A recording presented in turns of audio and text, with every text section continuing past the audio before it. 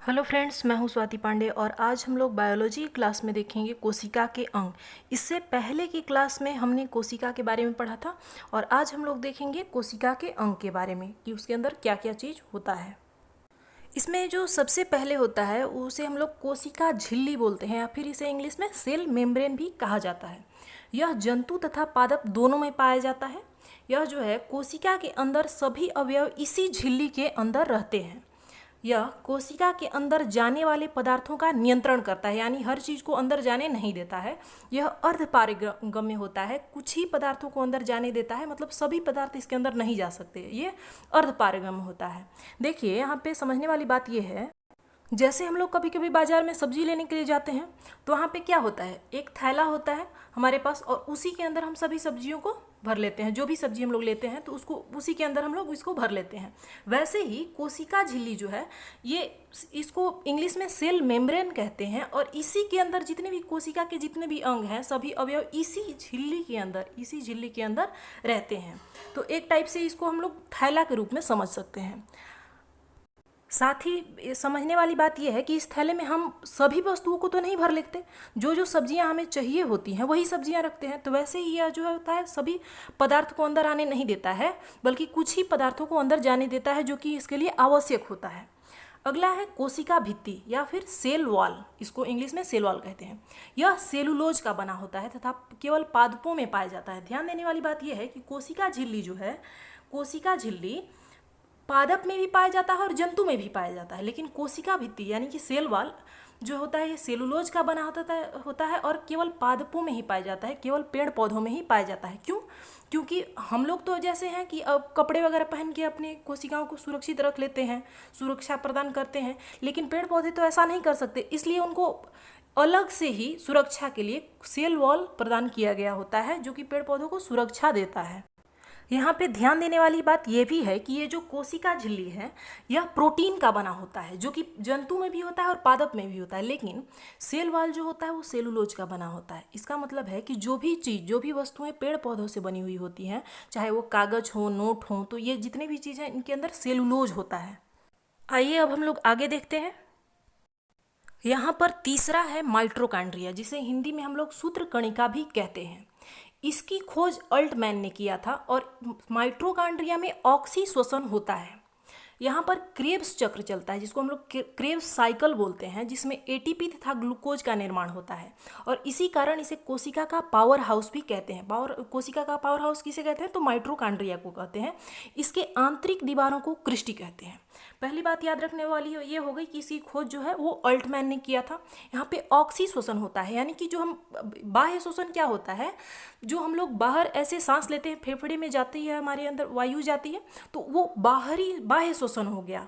ये श्वसन नहीं होता है, बल्कि जो कोशिकाओं के अंदर तक जो ऑक्सीजन को पहुंचाता है वो श्वसन जो है वो माइटोकॉन्ड्रिया के द्वारा होता है और इसी के द्वारा यहाँ पे क्रेब साइकिल चलता है, जिसमें एटीपी का निर्माण होता है और 38 एटीपी जो होते हैं उसको मिलकर एक ग्लूकोज बनता है और इसीलिए इसको, जिससे हमें पावर मिलता है और इसीलिए हम लोग इसको कोशिका का पावर हाउस भी कहते हैं और इसकी जो आंतरिक दीवारें होती हैं उसको क्रिस्टी कहते हैं।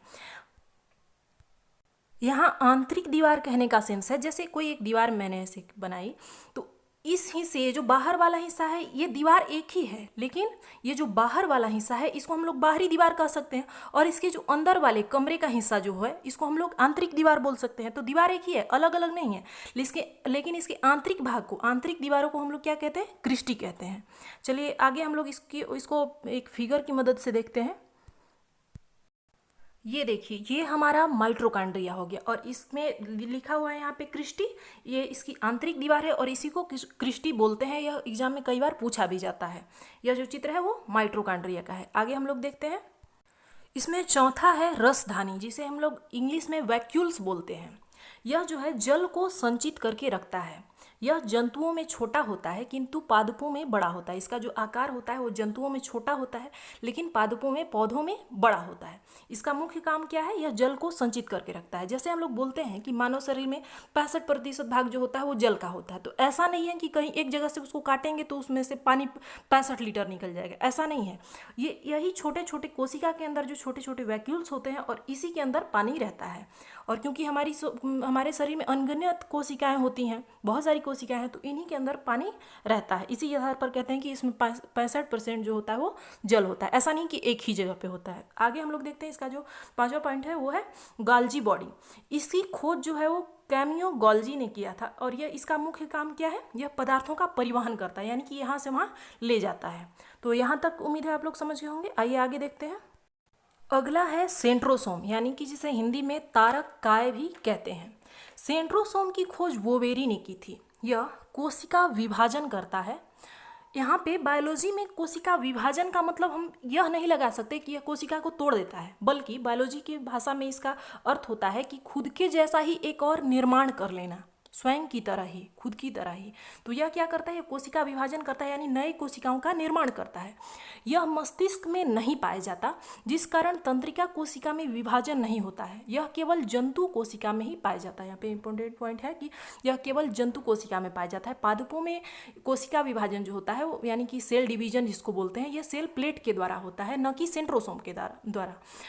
यहाँ पे ये बात है कि जिस मस्तिष्क में यह नहीं पाया जाता है, क्योंकि हमने पढ़ा था कि मस्तिष्क में जो होता है वो न्यूरॉन सेल होता है और न्यूरॉन सेल में सेल डिवीजन नहीं होता है, और इसी कारण मस्तिष्क में जो है वो ब्रेन कैंसर नहीं होता है। आपने ब्रेन ट्यूमर सुना होगा, और वो भी किस कारण होता है, क्योंकि मस्तिष्क में 10% जो होता है वो गिलियल सेल होता है, और गिलियल सेल में सेंट्रोसोम होता है, वहाँ पे सेल डिवीजन होता है, और इसीलिए वहाँ पे ब्रेन ट्यूमर होता है। लेकिन बाकी जो 90% भाग है वो न्यूरॉन सेल का बना होता है, और न्यूरॉन सेल में सेल डिवीजन नहीं होता है।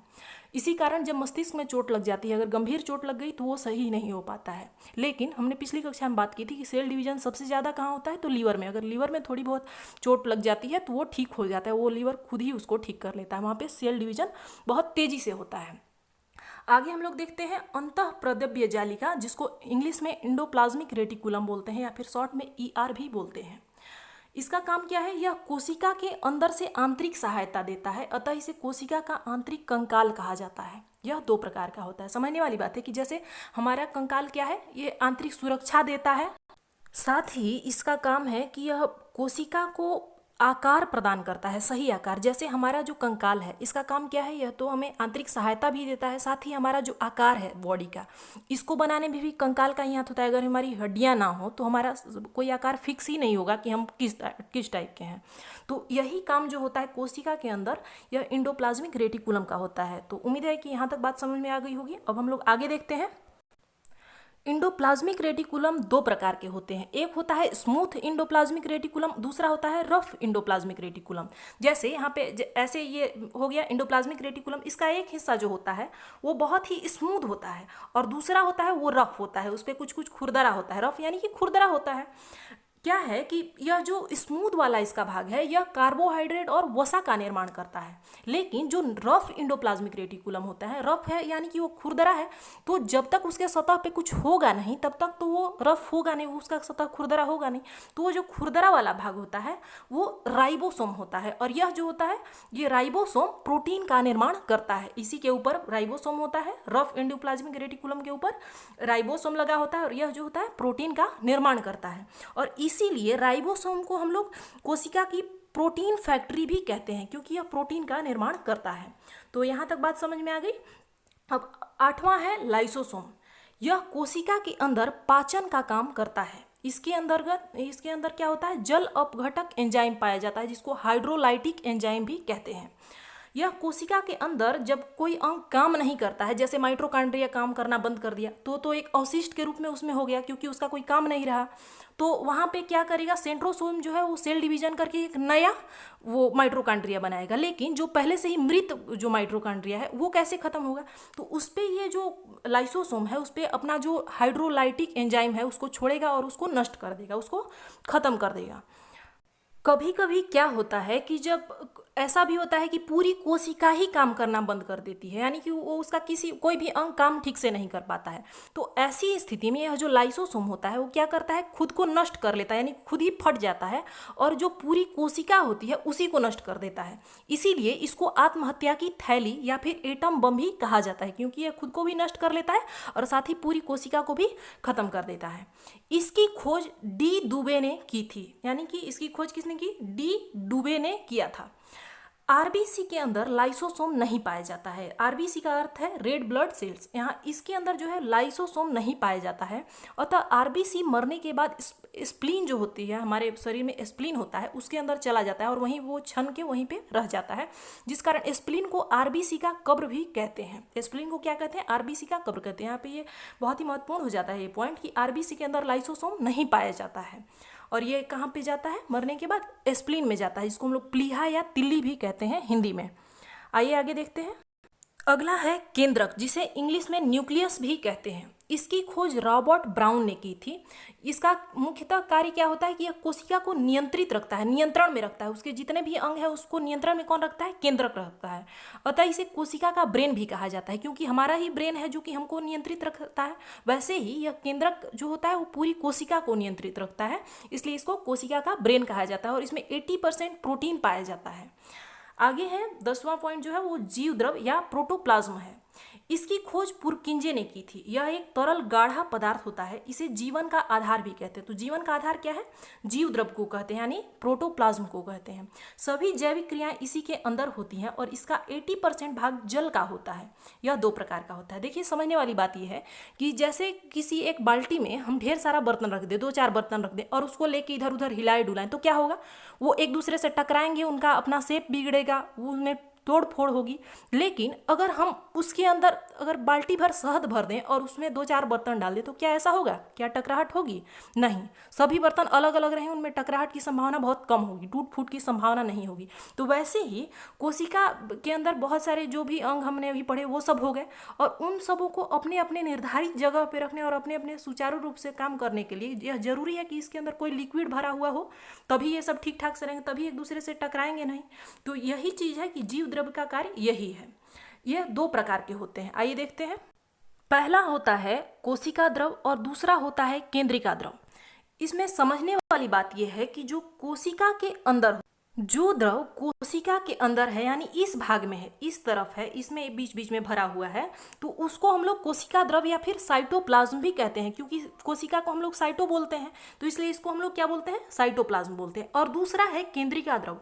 ये जो हमारा हो गया, ये न्यूक्लियस हो गया, और इसके अंदर जो द्रव भरा हुआ होता है उसको हम लोग केंद्रिका द्रव भी बोलते हैं, यानी न्यूक्लियोप्लाज्म बोलते हैं। तो ये हो गई बात। यहाँ तक हमने जो भी कोशिका के अंग थे इसके बारे में देखा, और इसके अंतर्गत कौन कौन सी चीज़ें होती हैं और किन का क्या कार्य होता है ये देखा।